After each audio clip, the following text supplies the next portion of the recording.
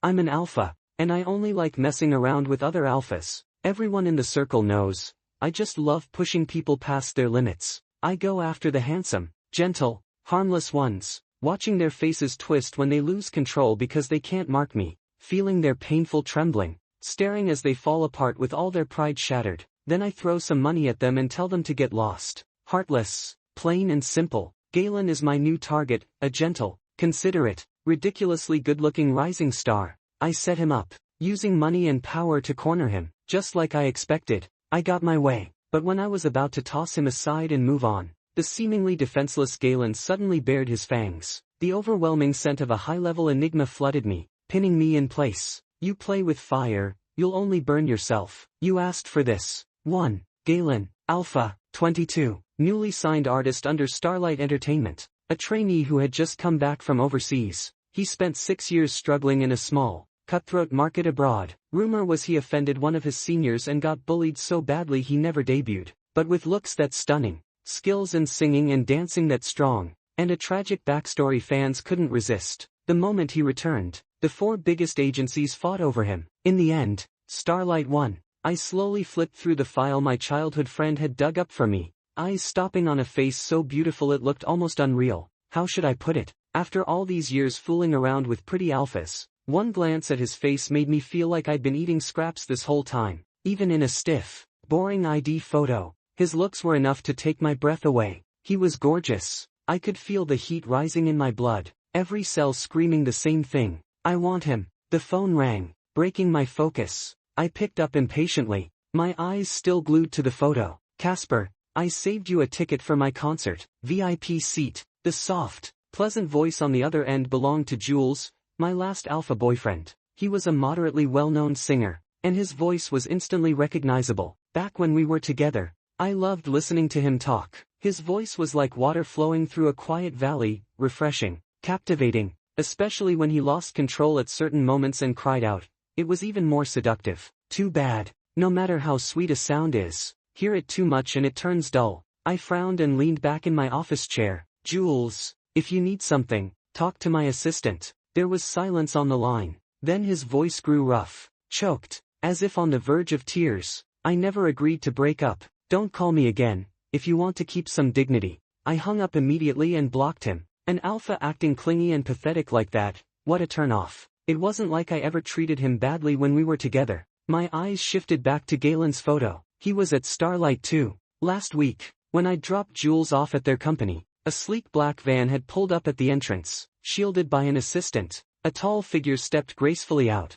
He wore a black cap, but his pale, sharp profile showed clearly. Just one glance, and leaning against my sports car with a cigarette, I felt something spark instantly. I smoked the last drag, eyes locked on him until he disappeared inside the building, before I reluctantly drove away. Starlight Entertainment really knew my taste. I almost wanted to buy the whole damn company. Too bad my brother cut me off. I didn't have the cash. Within a single day, I'd broken up with Jules and gotten Galen's full dossier, every detail, all laid bare. When my friend handed me the file, he muttered under his breath, Casper, you really are a bastard. You mess with these alphas' feelings, push them over the edge, then just walk away like it's nothing. Am I really that bad? I took a drag from my cigarette. This time's different, bro. This one, I actually like. I told him honestly. 2. The next day, I went straight to Starlight Entertainment. The receptionist was a cute Omega girl. I'd seen her a few times before when I came to drop Jules off. She blushed and asked if I was looking for him.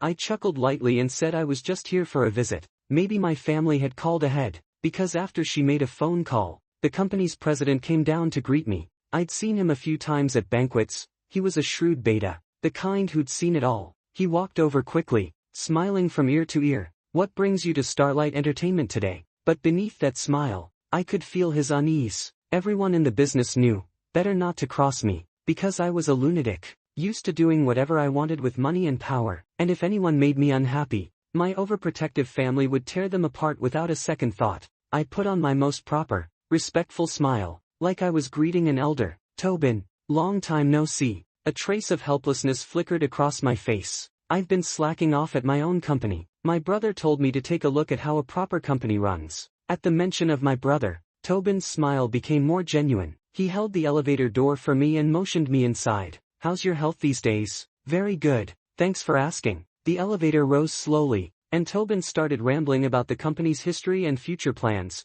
like he was pitching to investors. As if I was really here for a tour. Of course he knew better, but he was polite enough to play along. Recently, we've been moving into the idol market, signing a lot of promising talents from smaller countries. No wonder Galen chose this place. Starlight was more known for actors than idols. Coming here, he'd definitely get more attention and better opportunities. I glanced around the long white corridor. No windows, just fluorescent lights. The walls on both sides were lined with photos. At the very end, one yellow door stood out. His name was written on it, Galen. What's this? I asked suddenly. Tobin followed my gaze. That's Galen's recording studio. He's one of our newly signed artists. I know, he's really talented. I'm a fan of his. I said it smoothly, eyes fixed on the room without blinking. Then we definitely made the right choice. Galen's really popular with the younger crowd. Haha, Tobin laughed heartily. Actually, Galen's here today. Want me to introduce you to? Finally, after all that pointless small talk, we were getting to the real reason I came.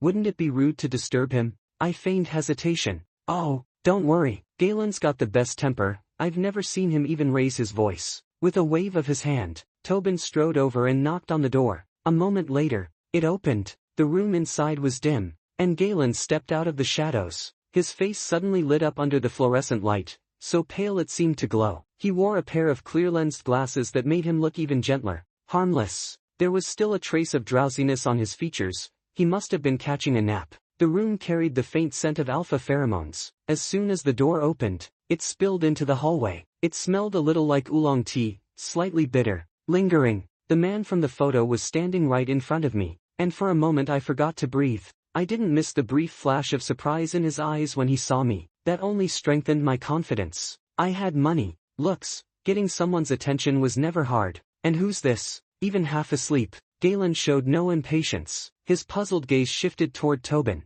Let me introduce you, this is Hollis. He's here for a company visit. He's also your fan. Oh, I see. A soft, faint smile curved on Galen's lips, his eyes crinkling in a way that was dangerously charming. He held out his hand. Long, pale fingers, so flawless they looked like art. Nice to meet you. I swallowed, putting on my most genuine smile. Nice to meet you. His hand was cool, the bones distinct, with barely any flesh, detached, just like his pheromones. I couldn't resist. In a subtle motion, I brushed my fingers against his palm, letting a hint of suggestion linger in my eyes. Ever thought about acting in films? I asked softly, making sure Tobin wouldn't overhear. Galen's smile froze. He quickly pulled his hand back, brows furrowing the slightest bit, an unmistakable flash of distaste. He avoided my burning gaze. Tobin, I'll head back to recording now. With a polite nod of apology, he closed the door. I barely heard a word of Tobin's chatter after that.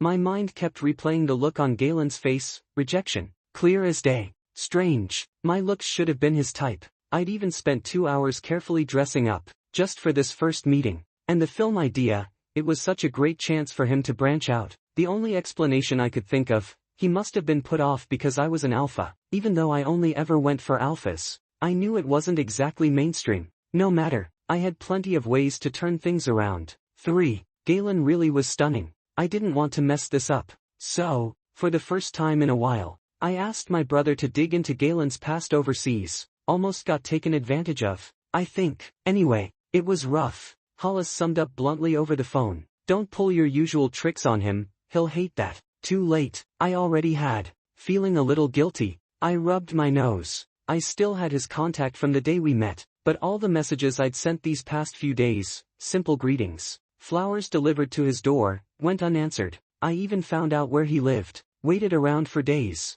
and still didn't get so much as a glimpse of him. So I had an idea. I asked Hollis to help me land a position at Starlight Entertainment, ideally something close to Galen. Face-to-face was the only way. I knew this game too well, and it worked. Before long, I was officially assigned as Galen's new assistant. I was pretty sure he hadn't seen it coming. Otherwise, his expression wouldn't have been that shocked. This is your new assistant. His name's Casper, the HR lady introduced warmly. Hello, sir. I greeted with my most harmless smile. Hi, Galen replied flatly, wearing his polite stage smile. But if I wasn't mistaken, I could hear the faintest trace of gritted teeth in his voice. Well then, I'll leave Casper in your care, the HR rep said brightly, clearly misreading the atmosphere between us, and left with a smile. The door had barely closed when Galen's mask dropped. The disgust on his face was almost tangible. The way he switched expressions, I had to admire it. You really will stoop to anything to get what you want. Ha, he said, his voice laced with mockery. My gaze lingered on the way his Adam's apple shifted as he spoke. So attractive. What want? I really do like you, I said casually, taking in a deep breath. The recording room still carried his scent. It was strong, and oddly addictive. Just the thought of stepping into Galen's private space made my pulse race. Soon, I'd be dutifully showing up at his home, too. The idea made me lick my lips. He ignored me completely. By now, all those coincidental encounters should have told him one thing: he couldn't avoid me. Even without this assistant gig, I had 1,000 ways to stay close. He quietly put on his headphones, probably working on a song, showing no interest in giving me the promised tour. So cold, two-faced little fox. Bored, I dragged over a folding chair, half reclined, and studied him from the side, inch by inch. The only sound left in the room was the scratch of his pen on paper. Eventually, I actually dozed off. When I woke up, the sky outside was pitch dark. The room lights were still off. I thought Galen had left, so I sat up and stretched. Tisk! The sound came from the corner. I turned, and there he was, still sitting there. The faint light caught his striking face, but his expression was unreadable. Remind me again, who's the assistant here? You or me? He said coolly. For once, I felt a flicker of awkwardness. Then it hit me, he probably hadn't even had dinner yet. Even if this job was just a front, I figured I should at least play the part. So I made a quick call to a private chef nearby and arranged for food to be delivered. But before I could relax, Galen stood up and walked over. He leaned down, placing both hands on the armrests of my chair, so close I could catch that faint oolong tea scent of his. His sharp nose twitched slightly. Don't you know wearing an inhibitor patch is basic social etiquette? God, he was close. I froze, my body tense, instinctively crossing my legs in a pathetic attempt to cover my reaction. I am wearing one. Maybe it's because my sensitivity period is coming up, I admitted. Galen seemed to notice the way I reacted. His brows furrowed. You like alphas? His voice dropped, taut with tension. Wasn't it obvious? Not only did I like alphas, I was obsessed with them. That wicked thought made me chuckle as I gazed at him. Captivated, I reached out and brushed my fingers against his cheek. Just as I expected, smooth, flawless skin. You should give me a chance. I'm really good at this, I whispered near his ear, my voice low, suggestive. Being with an Omega can't compare. Only alpha with alpha really sparks. Galen swatted my hand away, straightening his posture, putting a meter of distance between us. Pervert, he spat through clenched teeth. The beautiful lines of his face twisted with open disgust. Get out, what a shame. I slipped out of the recording studio quickly, leaned against the door outside, and let out a sigh. Alphas went through a sensitivity period every 2 years. Mine was coming soon, and I'd already broken things off with Jules. I had to win Galen over before it hit, no matter what. 5. Even though I was basically just killing time, having the assistant title meant I still had to do something useful. Galen hadn't been back in the country long, and this kind of brand gala was important for his exposure. He wore a black Dior suit, simple cut, highlighting his broad shoulders and narrow waist. At 190 centimeters, he stood out even among alphas, and he was absurdly good-looking. A natural lead, destined to become a top star with time. Everyone knew the drill, taking turns to toast him. I remembered Tobin telling me Galen went down in one drink, so I had to handle it for him. Galen smiled gently, clear eyes apologetic, claiming he couldn't drink because he was sick, a sly little trick, but I knew better. He was usually pretty fierce with me. Finally snagging a quiet moment, I didn't forget to reply to my buddy. President's suite on the 14th floor is ready. Keep an eye on the waiter with your drinks. Everything was arranged per my instructions, but out of rare morality, my friend muttered a warning. Really gonna do this? Ha, we may play around, but this is a bit much. I smiled. If it's both our wills, how is it force? A waiter happened to walk by with a single champagne glass on the tray. I picked it up, spiced it according to plan, and handed it to Galen. I faked being drunk, glanced over at him. I can't drink anymore, gotta go throw up. Thanks, he said, taking the drink from my hand, a rare friendly gesture. I staggered toward the bathroom, but once in the shadows, I dropped the act and climbed the fire escape to the second floor of the gala hall. Huge floor-to-ceiling windows, one-way glass, perfect for observing. I watched Galen handle the guests alone, finishing the drink, red creeping along his neck to his ears. Then I moved in at the perfect moment. "You okay?" I fussed, holding him, but my heart leapt. He was clearly a little tipsy, half leaning on me, obediently following me into the elevator. "Did you get drunk?" I poked his reddened earlobe. Came the husky, slightly slurred reply, utterly captivating. "No rush, I'll sober you up in a bit," I hummed, helping him into the suite and laying him gently on the bed. "Long night ahead, no need to rush." I slowly went to the bathroom to brush my teeth, thinking about what was coming next. My blood boiling. Galen would be the brightest trophy in my collection. A dull thud came from the bedroom, but I ignored it, keeping my head down to wash my face. Suddenly, a warm body pressed against me. Someone grabbed my hair, forcing me to face the mirror, water still in my eyes. I struggled to see. In the mirror, Galen had shed his suit, muscles contrasting sharply with his beautiful face. The strong scent of his alpha pheromones hit me hard, almost intoxicating. His dark eyes locked onto me in the reflection, like a predator sizing up prey, a hint of inner struggle in his expression. I swallowed hard. "You little pervert, abusing your power, spiking drinks, want me or what?" His grip pressed my chin painfully. "This what you want? Then I'll give it to you." Before I could register more, consciousness faded, and all I heard was that sentence. 6. I think I now understood why Galen couldn't handle alcohol. When I woke up, I felt like I'd been run over by a car. Every inch of me ached, even moving made me gasp. The back of my neck had been nibbled repeatedly, his alpha pheromones forced into me, leaving me queasy. That damn Galen. Even though things hadn't gone exactly as planned, the result was satisfactory enough. One side of the bed was clean, the mess in the room had been tidied. A few missed calls flashed on my phone. I called my friend back. "So, did you get him?" "Like taking candy from a baby," I said, lighting a cigarette with trembling hands, finally calming down. "Figures. How's Galen?" my friend teased. "How's Galen?" "Perfectly, absolutely perfect." But I wasn't about to admit I'd been the one taken. He was so clingy, stuck to me the whole time. I was about to make up some more lies when the door opened. Galen strolled in. "Clingy?" His voice carried clear amusement. "Damn,"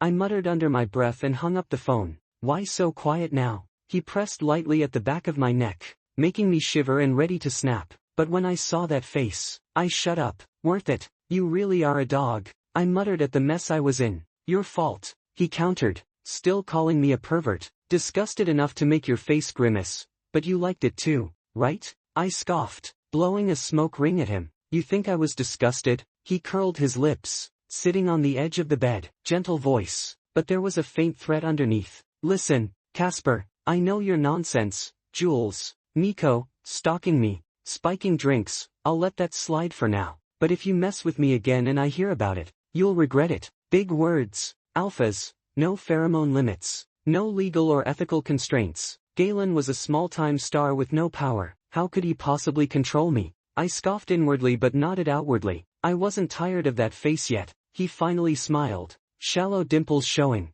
I couldn't resist leaning in for a kiss. "Mark my sensitivity period," I instructed after the kiss. "Why mark it?" "So you'll spend it with me. If not, I'll find someone else." Suddenly, my cheek was bitten. "Don't let me hear it a second time." 7. I finally managed to calm down a bit. I had been seriously playing this love game with Galen for a few months. Even my buddy found it unbelievable. No choice. Galen was too stunning. So stunning that I was willing to be with him and even tolerate his dog-like temper. Before we got together, I already knew he wasn't what he seemed. Now I knew it even better. This guy had two completely different faces, one in public, one in private. In public, he always had a warm smile, polite and gentle, the perfect gentleman. But in private, he could be shockingly harsh, sometimes even violent. One day, Jules suddenly discovered I was working as Galen's assistant right under his nose, and secretly messing with one of Galen's colleagues. Jules stormed into Galen's studio, demanding to know if we broke up because of Galen. Galen watched leisurely from the side,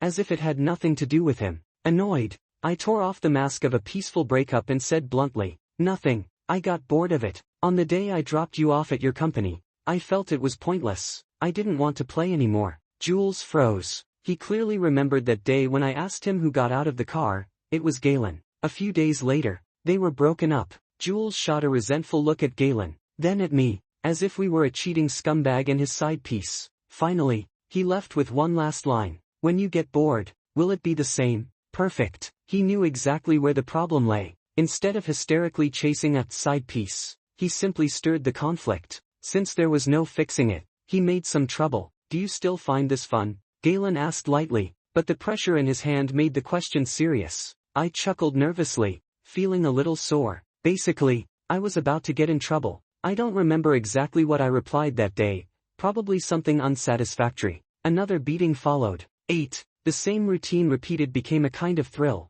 Like raising a little pet, you get bitten occasionally, and it's still kind of cute, but too much repetition gets boring. I was growing tired of Galen's temper. If it weren't for that face still pulling me in, I would have broken up long ago. If someone with a face as good, or even better, appeared, I never imagined it would actually happen. One ordinary day, I stepped out of Galen's apartment to grab a coffee nearby. A deep, pleasant voice suddenly spoke in English, asking the barista about the ingredients of a fruit coffee. I followed the voice and saw an extremely striking, sharp face, white hair, high nose, expressive brows, very East Asian handsome features, probably mixed race. I guessed. I couldn't help myself. I walked up. Want to get acquainted? I asked. He looked surprised but smiled and gave me his contact info. I caught a similar scent from him, top-tier alpha, though probably not omega-oriented. Alphas are straightforward in their desires. I never denied it. I was already marking him as my next target. During conversation,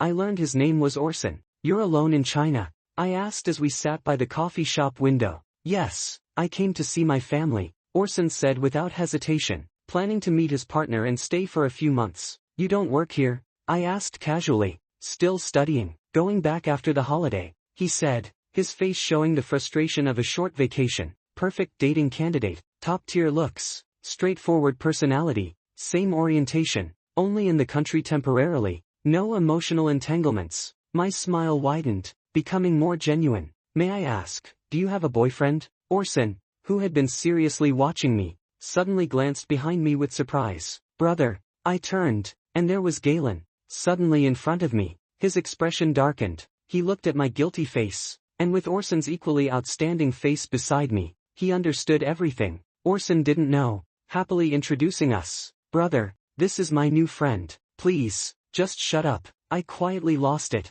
Galen sneered and grabbed my hand. Orson, let me introduce you, this is your sister-in-law, Casper. 9. The three of us sat around a tiny coffee table. I carefully studied their faces. Though their expressions differed, the features were strikingly similar. An hour ago, I would have shrugged it off as all beautiful people look alike. Now, I just wanted to slap myself. Of all the people in the world, why did I have to target his brother? Galen and Orson spoke in rapid English, probably because Orson wasn't fluent in Chinese. I caught the gist. They were talking about family matters. I politely stood. I won't keep you two from catching up. I'll leave first. Sit down. 2 simple words, yet full of authority. My legs went weak. Months of muscle memory had me obediently sit back down. After a short conversation, Galen and Orson said their goodbyes. I bid farewell to Orson, who whispered, "My brother looks so angry. I don't know why. Don't know why." I saw the mischief on his face. He knew perfectly well. Neither of these brothers were good people.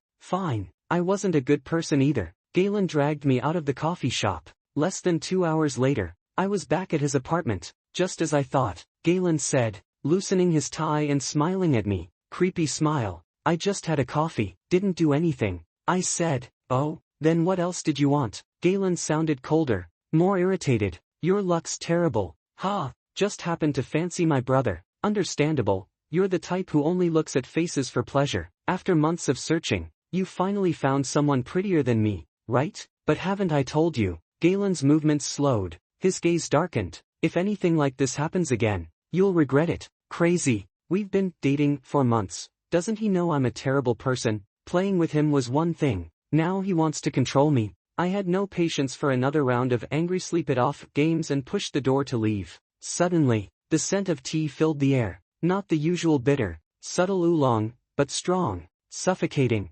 Worse, my glands started reacting uncontrollably. My body weakened without my consent. This shouldn't happen between alphas. Your sensitivity period has started, hasn't it? No one to spend it with? The voice behind me stepped closer. Oh, Right, forgot to introduce myself. I'm Enigma. I'll make sure you're satisfied. 10. Enigma. Less than 0.001% of the population. All my life, I had only seen an enigma in biology textbooks. The description read, in 1973, enigmas were first identified among the homosexual population. They could mark both omegas and alphas, and once marked, the bond could not be undone, even by death. A powerful enigma could even make an alpha fertile. Their pheromones were subtle, nearly undetectable to ordinary people. Enigmas were always in a state of sensitivity. Their personalities were unstable, highly antisocial, and required minimizing external stimuli, especially avoiding smoking, alcohol, or stimulants.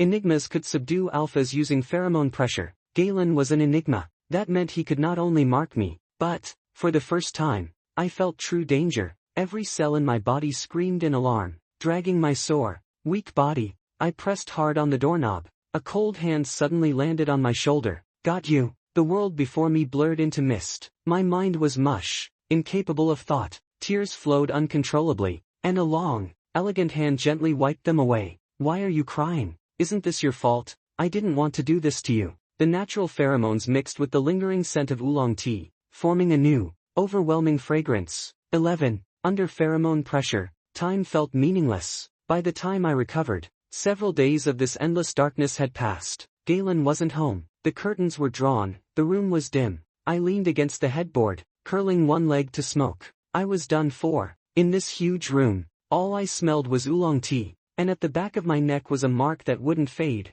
I had been marked. Enigma marks couldn't be surgically removed. Those marked became dependent. I would never be able to leave Galen for the rest of my life. Logically, I should contact the Human Rights Commission, sue Galen, have him restrained and locked up, forced to provide pheromones for life. But at this moment, I hesitated, smoking cigarette after cigarette, my mind a tangle. The phone rang. I picked it up to hear my buddy's excited voice. You finally answered. What? I'll hang up if it's nothing, I replied, impatient, tossing the phone aside. No, your voice is hoarse. Can you believe Galen is an enigma? Ha! Of course I believed it. I had just been marked. But, how do you know? Everyone knows. Check your phone. Galen is not only an enigma, he's a bully. A bully? I opened social media. Trending, Galen, pheromone pressure. A viral post included an anonymous tip from someone claiming to be connected to a small country's interests. It revealed the real reason Galen returned, with a video attached. The video showed a younger Galen, out of control, pinning a middle-aged man to the ground. His eyes were red, almost beast-like. Many tried to film or intervene, but he ignored them. The man was an alpha but had no defense against Galen's pheromone pressure. The company had buried the incident, but it forced Galen to return home. At 2 a.m., while most slept, the post caused a storm online. Other unverified reports followed, claiming Galen had bullied people at his previous company, abusing his enigma status, and now returned home looking like a gentle, innocent figure. The internet erupted. Stellar Entertainment remained silent, clearly ignoring crisis protocols. No wonder Galen wasn't home. With all this, the company had probably called him away. A bully? I didn't buy it. Sure, he could be harsh in front of me, but it was playful at worst. I would have pushed him too far before he resorted to pheromone pressure. Then the doorbell rang. Odd timing. Could it be a paparazzo? I dressed quickly and peered through the peephole.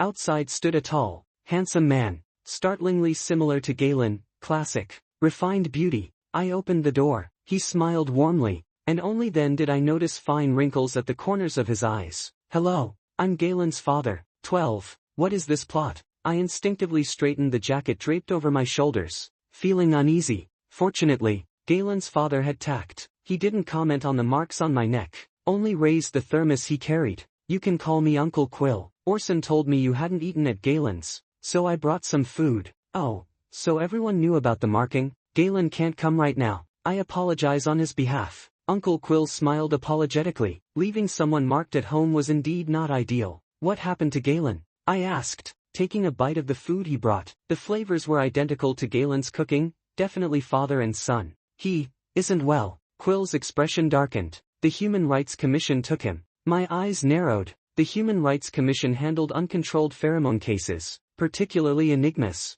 Once an enigma was confirmed as unstable or antisocial, they were placed under strict supervision, sometimes indefinitely. Even moments ago, I hesitated about reporting Galen. I hadn't expected him to be taken already. So what? He forcibly marked me. I bit into a braised rib, expression neutral but mind restless, itching to call someone for answers. Don't get me wrong, Galen isn't the person the news says he is, Uncle Quill said. He did it for me and Orson. 13. Uncle Quill's story could be summed up in a few lines. A young, handsome alpha, studying abroad, fell in love with another alpha. Out of love, he married, and out of love, he even altered his own body to bear 2 children as an alpha. But unfortunately, alphas don't have pheromonal restraints. His partner repeatedly cheated, but used love and the children to tie him down, never letting him divorce. Their children couldn't stand seeing their father suffer. When the biological father insulted their dad publicly, their pheromones went out of control, and violence ensued. Galen almost ruined his future for me, and I finally had the courage to divorce and take the children away from that country. Quill recounted calmly, as if speaking about someone else. He looked at me gently. You're different from Galen. You're together because of love. Every time Galen talks about you to me, he's happy. I'm grateful that you let him experience complete love. Unluckily, judging from the description, I was practically identical to his father, an unrepentant scoundrel. No wonder Galen despised me at first. I shifted the topic nervously. Then why didn't Galen clarify? He feared I would be hurt a second time. Quill sighed softly, but when he looked up, his eyes were resolute. I've decided, I won't let my child be unfairly slandered. 14. Public opinion flipped again. This time, Uncle Quill bared his own wounds, posting under his real name online, detailing the events and their causes. Stellar Entertainment rushed into PR, spending heavily on marketing. Galen became the obedient, filial good son again, a heroic figure. Public opinion was easily manipulated. Galen was released by the Human Rights Commission, but he still hadn't come to see me. After the sensitivity period passed, I returned to the company to continue annoying my brother, only to be spotted by Galen, who grabbed me by the collar and asked pointedly, "He has to take responsibility for you." Hollis wanted to confront him formally, but I managed to stop it. I was puzzled why Galen hadn't come to find me. For an Enigma, someone newly marked should be constantly in their presence. I called colleagues from my assistant days, learning Galen hadn't been to the office recently, apparently resting at home, so I drove straight to his apartment. Since Galen had registered my fingerprints, I entered without issue. The lights were off, and the floor-to-ceiling windows were covered with heavy curtains. The room smelled of alcohol and oolong tea, seeping from the narrow bedroom door. I pushed the door open. Empty bottles littered the carpet. A tall man leaned against the bed, a decadent sleeping beauty. Hearing me, Galen lifted his gaze slightly, still intoxicated, his voice uncertain, as if he couldn't believe I had really come. "What are you doing here?" My mood was complicated. I turned on the lights. The sudden brightness made him squint, long fingers raised to shield his face. Pale, translucent skin, vulnerable in the harsh light. "Why did you come?" After a while, Galen adjusted to the light, fixing me with horse eyes. I almost laughed in disbelief. I opened my mouth to scold him, but his next words silenced me. "You shouldn't have come." He hung his head, exuding a dark, world-weary aura. "I'm just like him. I can't control myself. I know I wasn't supposed to mark you, but anger got the better of me. What else might I do in the future? Like him, make you bear a child and trap you, make you hate me for life? I'm an enigma. I could do things even worse, just like him, sharing the same obsessive, dirty blood. I'd never seen him like this. That fragile posture had a dangerous beauty, as if the next second he might fall into an abyss, falling for someone I despised, and becoming someone I despised myself. I sighed, squatted down, and tugged at him gently. "Do you love me?" He didn't move. Then suddenly he asked, "Love? What love?" I wanted to hit him, but that would feel like bullying. Galen looked up at me, tears glimmered in his fox-like eyes. I couldn't resist and kissed him gently. "Galen, you marked me, but I could lock you up, make you provide pheromones for life. I didn't choose that. I was always a hedonist, living without limits, provoking someone I shouldn't, yet unable to be ruthless. There had to be a cost." I ran my fingers through his slightly long hair, and I was willing. Finally, he smiled at me, truly, from the heart. 15. A man 3 parts drunk, yet playing until your heart breaks. During the wedding, my mind was still hazy. How had things escalated so quickly? Galen was chatting with Hollis, laughing openly, his brows curved with happiness. Today, he had dressed up specially, usually casually irresistible, now dangerously alluring. Even as marriage loomed, I felt a rogue thrill, not losing out anyway. My friend wrapped an arm around my shoulder, pinching my face in disbelief. So you really are a love-struck fool. Shut up. Galen approached, raising an eyebrow at my friend's hand, who surrendered immediately. He no longer hid his possessiveness, relying on certain feelings. No matter how human he appeared, at his core, he was a beast. I grabbed his outstretched hand, walking with him to the end of the red carpet. The future was uncertain, but for now, pleasure mattered. I had always lived by carpe diem, today's wine, today's joy, from beginning to end.